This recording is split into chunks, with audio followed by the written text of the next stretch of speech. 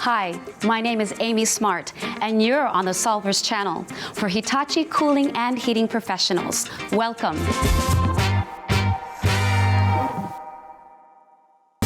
Let me start by suggesting you contact Hitachi for more information about our zero harm policy, which we all follow at Johnson Controls Hitachi, to make sure you get home safely after each working day. And now, let's get to the point. Today, we will review the steps to follow for an installation of a residential system.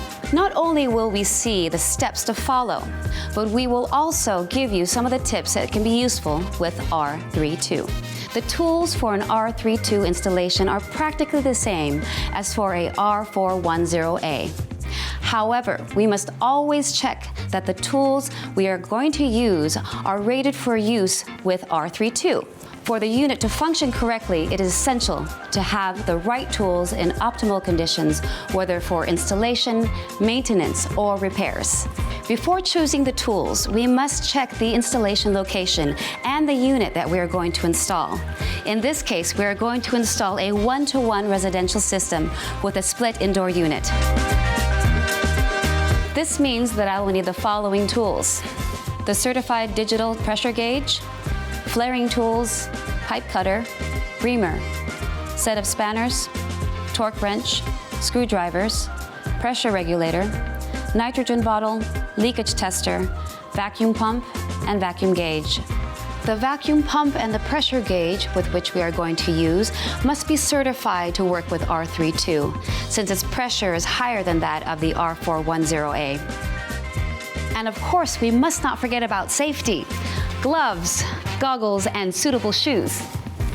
First of all, you should check where the units are going to go, both indoor and outdoor, and prepare everything for installation. This step is very important, so take your time. For this topic, you have the installation manuals for both units in the equipment box to check to see if you need anything specific and that you have everything ready. In this case, we are going to do it all in our lab to explain every step correctly. It is important that when you find the right place to install the outdoor unit, make sure that there are no obstacles around the air inlet and the air outlet of the unit. Also, make sure that the vibration isolators that which we are going to use are in proportion to the weight of the outdoor unit.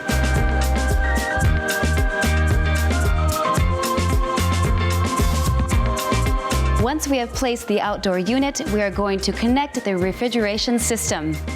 To do this, we will use a new pipe, and using the flaring tool, we will make flare fittings for a leak-tight refrigeration circuit. Once the refrigeration connections have been made, we will continue with the electrical connections, both the power supply and the interconnection between the outdoor unit and the indoor unit. Again, we should consult the installation manuals to review the unit. As with the outdoor unit, we are going to make the refrigeration connections by flaring the piping. Once we have done this, it's time for the electrical connections again. When we have finished, we will check that our circuit is totally leak-tight. To do this, we will do the leak and vacuum test and check that there are no leaks. To carry out the leak test, we are going to introduce nitrogen into the system. It is essential that we use a pressure regulator to reduce the pressure that we want to introduce to our circuit. So we are going to connect the pressure gauge to the nitrogen bottle and the manifold gauge.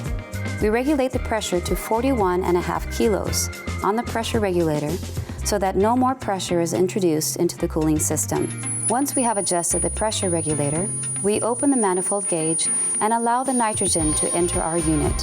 When the pressure stabilizes, we close the manifold gauge and proceed to check for leaks using a soapy leak detector. As we can see, we have no leaks in the indoor unit nor the outdoor unit. So, let's proceed to the next phase of the installation, the vacuum test.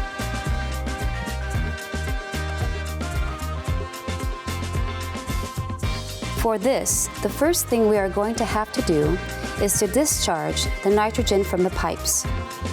Once we have done this, we connect the vacuum pump to the unit by means of the manifold gauge and the vacuum gauge, and we perform the vacuum test until the vacuum gauge reads 0760. Once we have ensured that the vacuum is correct, and there are no leaks, and that the entire refrigerant circuit is ready, stop the vacuum pump and open the valves and introduce the refrigerant supplied with our outdoor unit into the pipes. When we have opened the valves, we're going to look for leaks again using an electronic leak detector in both the outdoor unit and the indoor unit. As we can see, everything is fine and there are no leaks. So we should power up the circuit and start the system using the wire control in the mode and temperature that we choose to check that it functions correctly.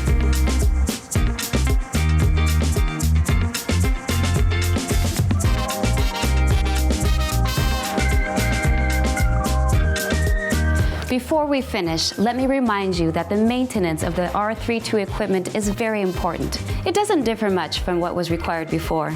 It is necessary to periodically clean the indoor unit filters to remove impurities and optimize the performance. To do this, we will open the device and remove the filters that can be cleaned with a damp cloth and easily put in place. The outdoor unit should be cleaned with compressed air or brush by a professional. The annual check of gas levels should be carried out to rule out possible leaks. An advantage of the use of R32 gas is that it allows refilling directly into the unit. As it is a pure gas, there is no risk of altering its proportionality as it was with the R410A, which is a gas of mixed composition. I hope this video was useful for you. Also, for other alarms and incidents, feel free to visit this YouTube channel or contact our call center that's always available for you for any questions you may have. A greeting to all fellow installers. And remember, be professional and enjoy your work.